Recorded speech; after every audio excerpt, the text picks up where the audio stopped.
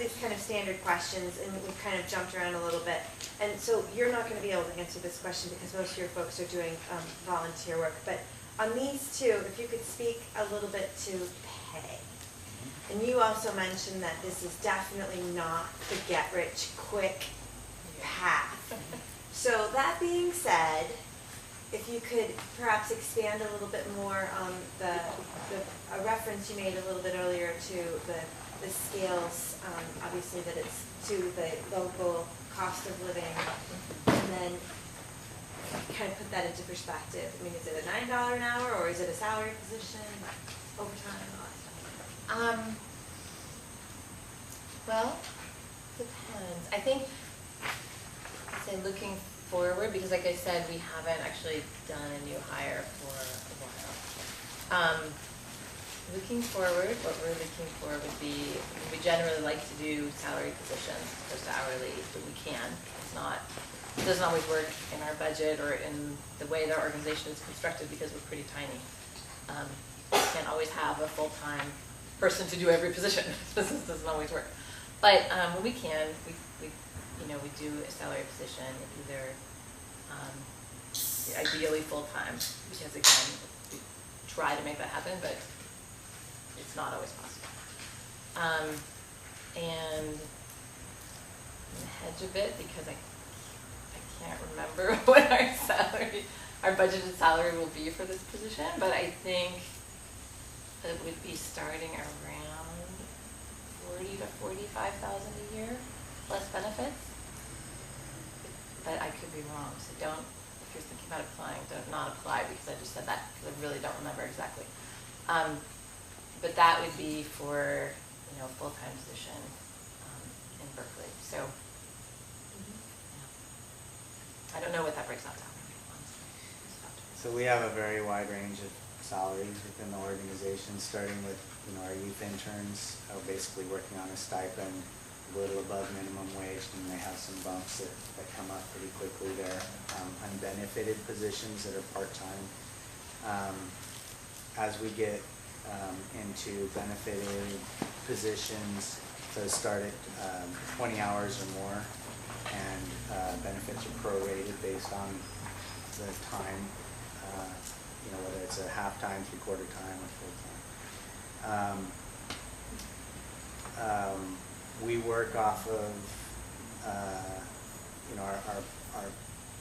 we have union employees and non-union employees, and they're governed by two completely different, not completely different sets, but one's governed by a union collective bargaining agreement or a union contract, and the other is governed by the personnel policies of the organization.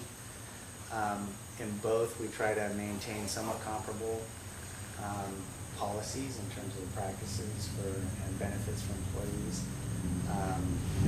But we also recognize that we're working in completely different fields, so the jobs, we try and maintain a sort of prevailing wage approach to each position, rather than saying, well, on the union side we're going to make this, versus on the nonprofit side our expectations are that everyone's going to be a martyr and working a million hours for nothing.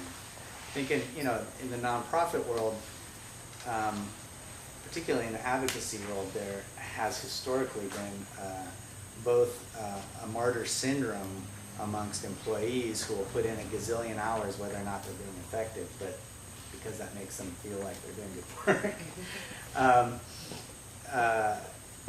And less expectation on the financial compensation side than you would find in the in the for-profit sector. What we try and approach it is, what's a reasonable job for people to do? What's a prevailing wage for that position based on the skills that are going to come in with it and the value of that position to the organization. We use the Northern California nonprofit salary survey, which comes out every 2 years, as a guide. And our goal is to hit median. Sometimes we do, sometimes we don't.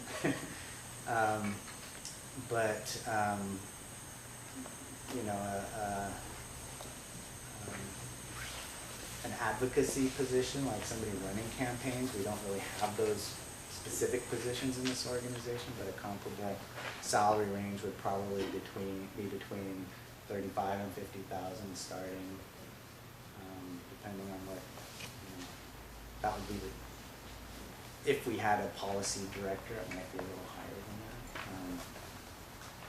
Just to give you kind of a ballpark of what we're thinking. Yeah. Can people live here on the salaries for both of you? I don't actually live, I live in Mountain View. Sure, yeah. Most of our non-union employees live here in Berkeley, Albany, or North Oakland.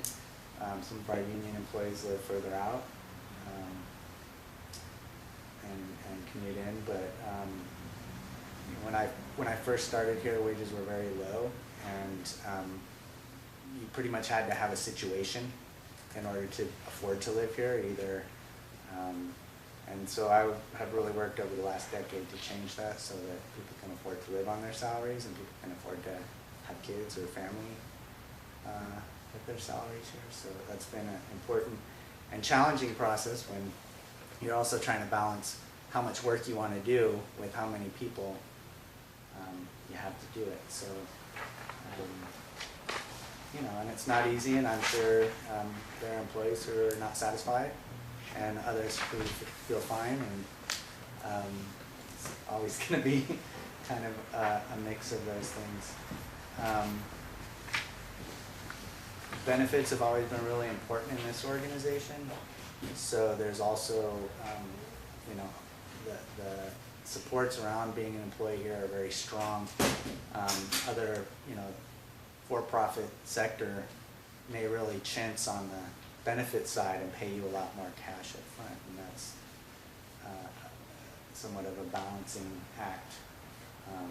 But we feel it's important to have strong, medical, dental benefits, to have a 401k that many nonprofits don't have, and employer contributions to that, and good sick, vacation, paid time off benefits. So, our philosophy is really you can't do the work well and maintain it over time. Because we're a 40-year-old organization. We're obviously here for the long haul. Staff turnover and burnout doesn't help anybody.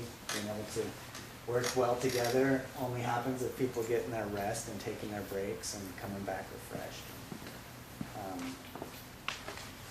I would say, the nonprofit sector is a very big, broad thing. It includes everything from one-person operations to hospitals and universities. So you're talking about a very broad spectrum, but sort of environmental advocacy organizations,